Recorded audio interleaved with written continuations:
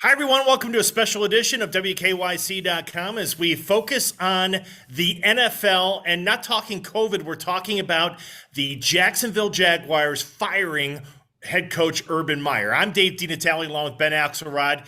Ben, you're not just a former Buckeye reporter, and obviously you do so many sports things for us here. You wrote the book on Urban Meyer. I guess first, just initial reaction to the news and how everything kind of played itself out over the last 12 to 24 hours. Yeah, not totally surprised. I guess I was surprised to a degree that the Jaguars up and fired him. I thought maybe they would try to negotiate some sort of buyout, and maybe that's still in the cards. Maybe they'll try to argue that they fired him for cause. But when you just look at his tenure with the Jacksonville Jaguars, and more specifically over the course of the past week, with the amount of leaks coming out of the building, the kind of light he was being painted in, as far as the way he was treating his assistants, getting into arguments with players, and then ultimately, I think what really did him in was the revelation from the Jaguars' former kicker Josh Lambo, who said that Meyer actually kicked him while he was warming up before a game, and had some not so kind words for him. And on the one, obviously, that if true, that's an obvious mistreatment of players that I don't think many head coaches would survive. But two, I think that it really just kind of painted what a poor fit Urban Meyer was for the NFL. And ultimately, in the grand scheme of things, I'm certainly not surprised that Urban Meyer's tenure in Jacksonville was a short one. But I am a little bit surprised that it came as a result of him being fired before the end of his first season there. Yeah, you and I can remember having conversations, and I think remember talking about it on draft night when the Jags selected Trevor Lawrence. How long would we think Urban Meyer was going to be a head coach in the NFL, knowing his core person and his characteristics and everything that makes Urban? The timeline of how this all played out. I mean, it started with the hiring of a strength coach who had questionable background issues that ended up not having the job, and the not going back with the team and having the video surface at the Columbus bar. I mean, Ben, there was just all kinds of stuff going on here.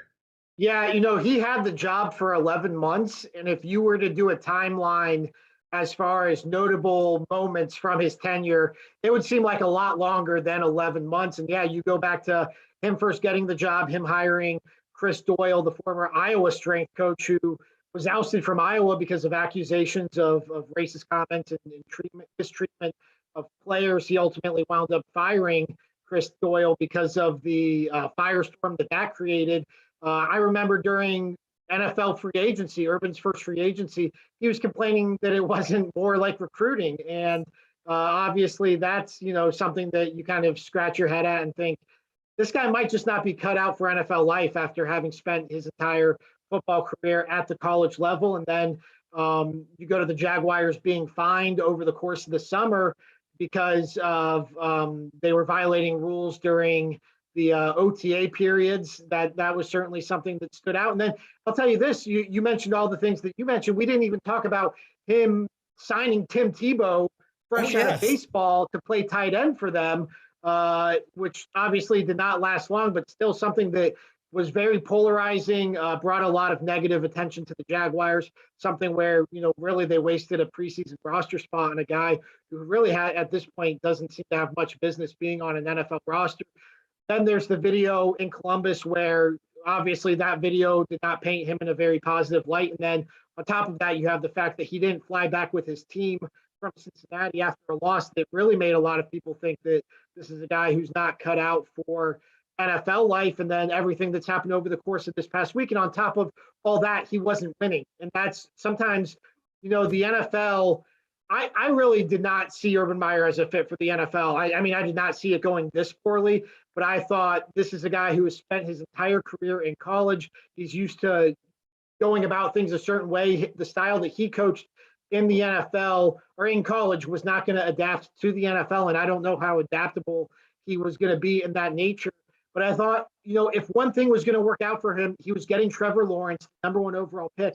He could have success. This is a team that had a lot of money, a lot of draft picks, really one win from a year ago, he really was kind of set up where he could have made a big improvement for this team and looked like one of the bigger success stories in the NFL this season. But obviously, it did not go that way. Two-part question to wrap up here for you with Ben Axelrod and yours truly, Dave DeNatale. Okay, does Urban Meyer coach again in college? And whether he does or not, how is this going to affect his legacy in your mind? Yeah, I think the answer to those two questions kind of go together. I do think he coaches again. And, it's kind of funny. I remember sitting here, it would have been at this point 3 years ago, talking to Jim Donovan about Urban stepping down at Ohio State. And Jim asked me the same question. I think he asked me specifically, does Urban coach again? And can you see Urban in the NFL? And at that point, I guess I had just become so accustomed to seeing him at Ohio State. I kind of bought into this idea that Ohio State was his dream school, that he was going out the way he wanted to go out. It turned out that wasn't ultimately the case.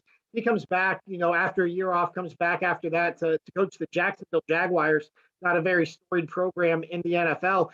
And this is really, this 11 months has gone so disastrously that I do think it's a big black mark on his legacy. I do think he's going to want to coach again.